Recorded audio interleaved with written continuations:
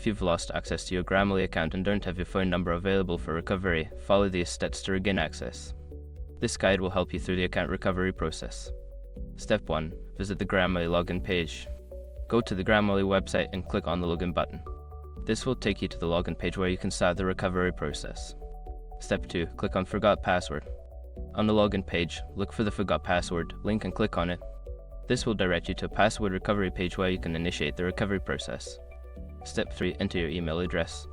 Input the email address associated with your Grammarly account. Make sure to double check for any typos to ensure you receive the recovery email. Step 4. Check your email. Make sure your information is protected first. Most people don't think about breaches until something actually happens to their accounts. Use SRUP to monitor your accounts 24/7 and instantly alert you if your information appears in leaked databases online. It constantly checks billions of breach data points in the background.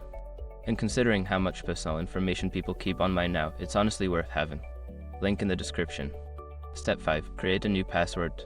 Once you access the password reset link, create a new password for your account. Make sure it is strong and secure, then save the changes. You should now be able to log into your Grammarly account. If you follow these steps carefully, you should be able to recover your Grammarly account without needing your phone number. Good luck!